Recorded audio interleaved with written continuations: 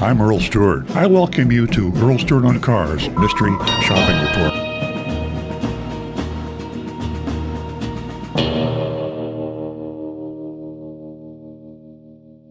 Well, Treasure Coast Toyota. Speaking in the first person as if I were Agent Lightning.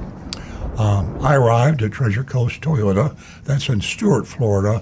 It's about, it's still in the southeast part of Florida, and it's on the East Coast. Was surprised to see a young salesman named Dylan standing out front in the chilly 50-degree weather. Do you have an appointment today? Dylan asked. No, I replied. I was in the area for a doctor's appointment. Wanted to see if you have any new RAV4 hybrids in stock. As a matter of fact, we do, right over here, he said, leading me over to check out one on the showroom floor. There was not a Monroney label in the window. Surprise, surprise, surprise. And I'm saying that to you new listeners in South Florida. In fact, for most of Florida, they don't respect the federal law that says the Monroney label, the window sticker, must remain affixed to the window and can only be removed when the car is sold by the buyer. Well, there's not 1 out of 10 dealers that sell cars in South Florida that respects this federal law. We've been talking about that for a long time, and so far, nobody's done anything about it. So Dylan offered to print one out, meaning the Monroney label. I opened the door, sat in the driver's seat, reached over to the glove box where I found the label rather wrinkled, and they tore it off and if you look, wadded it up and threw it in the glove compartment. If you zoom in on that picture a little bit, you can see there's a big boot print right in the middle of it. So that was sitting on the floor of the car that somebody came in there and put their big dirty boot on it. Yeah. Would you like me to get the keys? Dylan asked. He left for a few minutes, returned with a key fob on a plastic stick. I started the vehicle and he went over several features before I mentioned that I currently drive a 2023 model. Dylan pointed out that the RAV4 has heated and cooled seats as well as a wireless phone charger, which mine may not have. I agreed. And then he asked, how soon are you looking to buy? Very soon, within the next couple of days, as long as the price isn't marked up, I said. He assured me, no, we don't do that. And, you know, the sneaky part about that is that he's so sneaky that not only did he mislead you, because they mark up their prices with junk fees and claim that they don't mark their prices up at all. So it's a double whammy for you. They're trying to deceive you in two different ways. I didn't, because all the dealers in the market do that down here.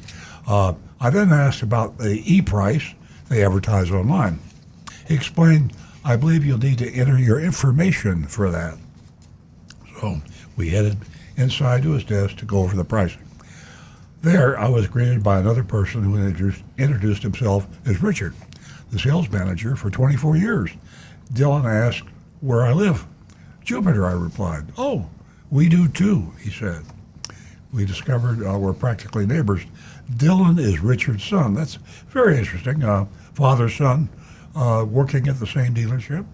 That's kind of warm and fuzzy. I like that.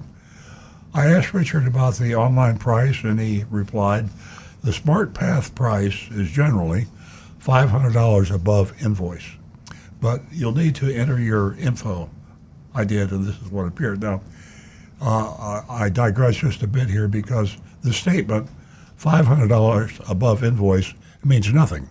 It's meant to convey to you and any potential buyer that, oh, that's only $500 over their cost. This lawnmower, this TV set, this car, cost me only this much money, and I'm going to sell you this car for $500 more than I had to pay. So, but our regular listeners all know that the invoice on a car actually packs in a lot of profit, depending on the total price of the car.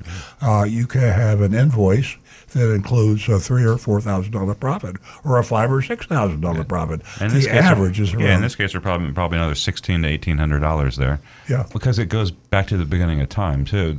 If you had a nice dealer who actually print out one of the invoices that they're talking about, the Toyota is probably better than most. Look at the bottom. he'll circle the invoice price, but there's a paragraph right at the bottom, and it lists those extra holdbacks and things that come back to the dealer. And you can add them up right there, and that's the profit. Yeah, most of it. Invoice is not cost. Remember that simple thing. Invoice is not dealer cost. I asked, could you show me the total price with fees and taxes included? Absolutely, he said. Give me just a few minutes. Both Richard and Dillard, father and son, stepped away, and a short while later, Dillard returned to ask if I knew my credit score. It's in the mid-700s, I replied. Perfect, he said. A few minutes later, he brought back these numbers that included the junk fees and the not junk fees. And the sale price was the same as the SmartPath price, $43,189.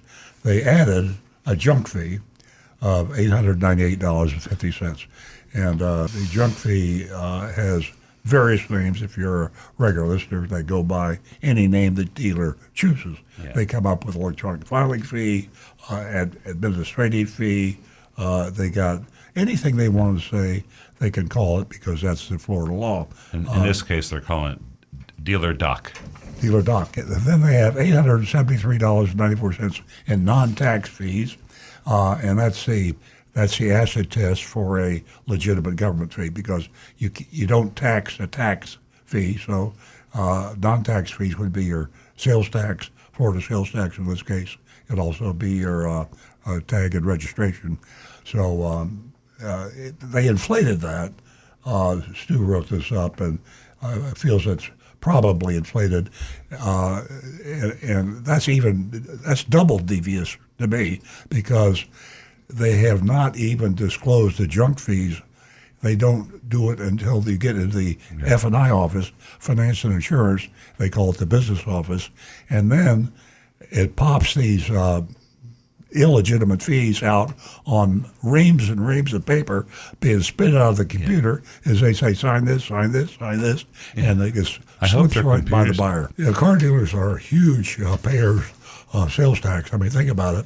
The average new car now is around $50,000.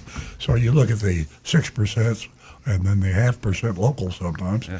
So it's a huge, huge benefit to the state. And they go out regularly and audit car dealers because they're infamous for, not paying sales tax on everything. So I thank the father-son team for their help and being upfront. I told them I would discuss this with my husband and get back to them. And the next day I got this text, which says, good morning. This is Richard from Toyota. Dylan's dad, the manager. I was just wondering if you had a chance to speak to your husband about the RAV4. We have an employee looking at it. Ho, ho, ho. But obviously clients come first. A little pressure. Typical follow-up. Okay, we got to vote. They're getting a C+ from me. Rick, what do you have for us? I agree with Stu. I'm going to say C. I'm going to give them a D. I think C. I was very pleased with the voting. C is the number. It's an average South Florida car dealership. That's a perfect grade. I think you can't give them anything better than that or worse. So if you're in that area, it's an average car dealer.